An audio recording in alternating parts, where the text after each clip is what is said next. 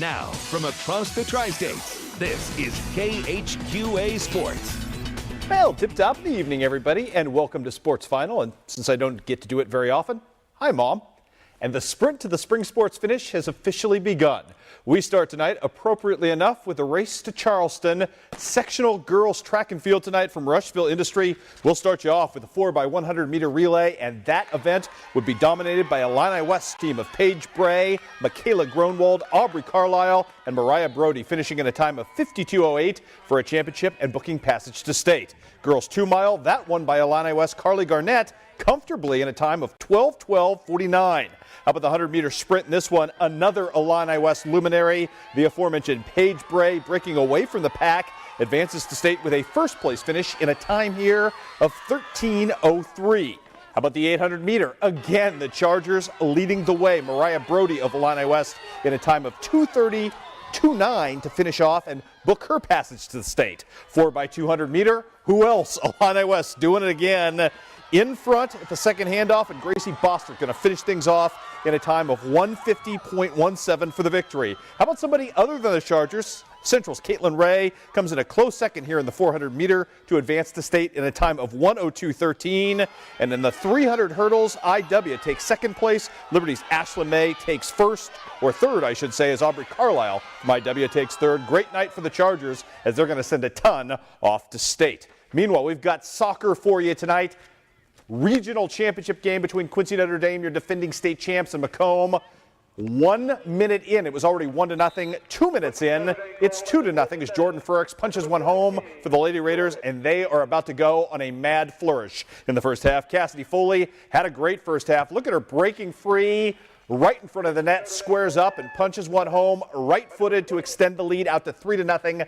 That was 6 minutes in. Foley on fire right here. This volley just keeps getting sweeter and sweeter and sweeter as it approaches the net. That extends the Lady Raiders lead out to 4-0. Poor Macomb just overmatched in this one. Hannah Cobb knocking one home. It was 6-0 Q&D at the half. They end up winning by the final count of 10-0 to move on to the Bloomington Central Catholic Sectional, where up next for Quincy Notre Dame will be Rock Island Alleman, winner of a first ever girls soccer regional tonight by the final count of 8-1. Again, Q&D versus Alleman coming up on Tuesday in that showdown. We've got baseball for you tonight. Start of district play.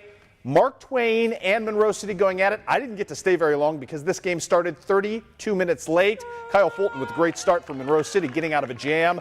But this game was all about Mark Twain. Great pitching tonight and just enough offense for the Tigers as they advance on to the district semifinals by virtue of a 2-0 victory. We'll make it up to Mark Twain with many more highlights of their showdown with Palmyra coming up tomorrow night. Also, Highland loses to Bowling Green, the host team, at least as of tonight as we changed venues, 7-2. David Goddard with a late home run in this one to extend and help Bowling Green advance to take on Macon. Those games to be played tomorrow in the semifinals over at Palmyra. And congratulations to the Marion County Mustangs in Class 1, advancing on to take on Atlanta. Big night from Logan Krigbaum, both at the plate, where he went 4 for 5, and on the hill, where he pitched the complete game. We had differing accounts of the strikeout totals, anywhere from 7 to 10. We'll go low, but we'll credit Logan with 10 as well. So congratulations to him on a fine showing. Marion County is moving on.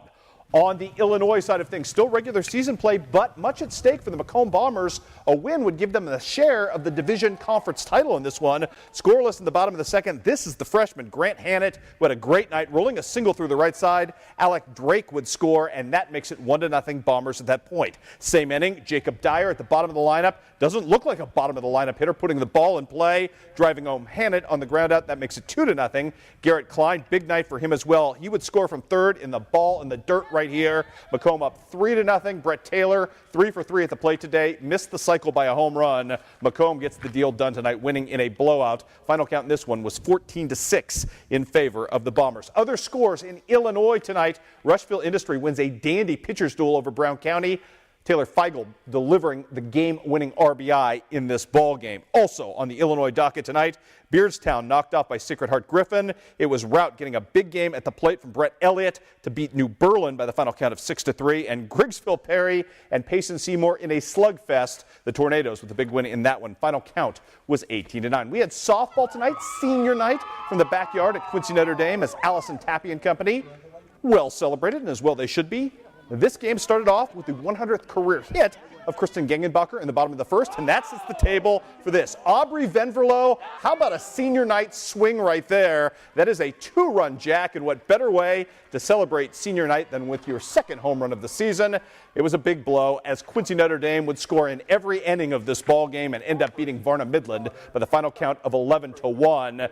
That was the good news for QD. The bad news in the earlier game, the Lady Raiders in a rare loss get one hit. Cassidy Gengenbacher with the only hit of the game. It was an infield single, as DeCoyne must be pretty darn good to accomplish that. DeCoyne wins that ball game by the final count of 2-0. Also tonight in softball, Katie Reich goes 3 for 3 at the plate with a home run, a triple, and 4 RBIs to lead her team, Rushville Industry, past Beardstown. Final count in that ball game was 6-3. We've got soccer for you tonight, regular season play. What a great night for Haley McNay, who you see here coming free. Look at this beautiful, unselfish assist over to Kelsey Kuhlman right there, or Kaylee Kuhlman, I should say, who punches that home on the one-timer. Great stuff there. More from McNay, who would assist on all 3 goals tonight, and she was just flat setting people up. Again, Kaylee Kuhlman, a one-timer. Kuhlman with 2 of the 3 goals in the night. Quincy High School gets a 3-0 victory. Great win for the Blue Devils at home. Other scores to pass along for you. Let's move on. We've got soccer on the boys' side tonight as Burlington beats Fort Madison by the final count there of 6-0. So there you have it. Well, it was signing day aplenty all across the tri-states, including at the junior college level, where Missouri Valley scored big on the basketball front, landing a trio of John Wood Trailblazers and point guard Michael Roy, big man Rafael Burton, and perhaps most notably, homegrown star Brad Hamilton. The Pittsfield product and former KHQA Player of the Year had a host of offers in this process, but the coup of landing the gifted one goes to Chad Lance, who certainly recognizes the value of his pickup. Special player. We watched him even play in high school. He's one of those kids that has unlimited range. Basically, when he steps in the gym, you've got to definitely be able to guard him.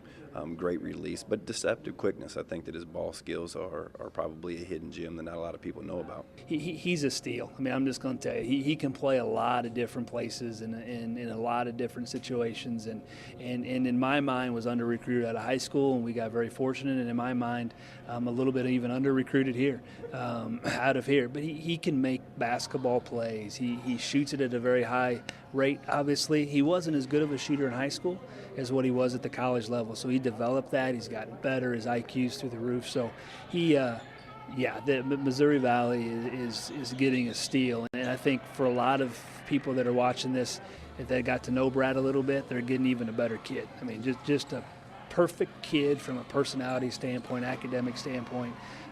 We're very proud of him, and if there's any way I could do some paperwork to get him back here, I would do it. And you can find out much more right now at connecttristates.com about all 3 John Wood signees headed off to Mo Valley. More signing news now. His lack of stature, read he's not very tall, may not have passed muster in the eye test, but as anybody who ever tried to defend him on a football field or race him on the track can attest, Clark County's Logan Pruitt is about as good a pure athlete as you will find in tri-state sports. See also his nod as the Clarence Cannon Conference Male Track and Field Athlete of the Year. And as well today, his signing with the Rising Culver Stockton Track and Field program. It's a plus going to your alma mater and being able to go to Culver, and they're doing something special over there at track and getting a program built up, and I think he'd be a staple to what they're doing and a good building block for years to come for them. Coach said that they would probably put me in the 1, the 2, and possibly the 4x4 if they needed it.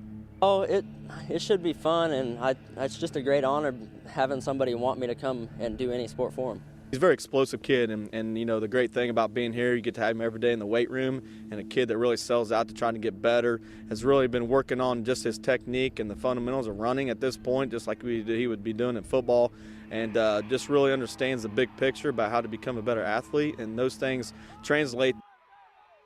They certainly do. Congratulations to Logan Pruitt going to his head coach's alma mater. Speaking of coaching at Clark County, they've got a new head football coach and much, much more. 3 coaching hires today, including, as I mentioned in football, to the surprise of no one, offensive coordinator Scott Murdoch gets the bump. He's moving up to be the head coach after 2 years as the team's lead offensive assistant. Quentin Hamner, as you well know, headed off to the Kansas City area to become a defensive coordinator. Good move for him. Great hire in Scott Murdoch, a guy who runs one of the most sophisticated offenses in the tri-states, and good for Clark County. Nice to have him on board and ready to go. That program shouldn't miss a beat in terms of coaching. Also today, Clark County we know who the new and first ever baseball coach in that program will be. He is a familiar name to anyone who's followed Tri-State sports, the always dapper JEROME. I don't think you can wear a suit in the baseball dugout, but JJ may try it. He has been named the first Clark County baseball coach. That program starts next year. Also, Monty Hellenthal, who has spent the last 14 years as a very successful, very respected softball coach at Holy Trinity. He's going to move over and take care of the Lady Indians softball program as well. One other coaching note to pass along today. Congratulations to Kyle Ellison, fresh out of college, but always a really bright young man during his playing days at both Highland and moving into his college career at Culver Stockton. He has been named as the new head girls basketball coach at Highland High School, taking over for Brad Dance, who resigned a little earlier this year. I have no time to resign because tomorrow may be one of the busiest overtimes of the year so far. Ross Green and I will be all across 3 states trying to span the area and bringing you all sorts of playoff highlights and all sorts of other goodies, including a feature on one of the most accomplished triple jumpers this area has ever seen. All of that coming up tomorrow night at 10:30. We will see you then, everybody. Otherwise, have a great weekend.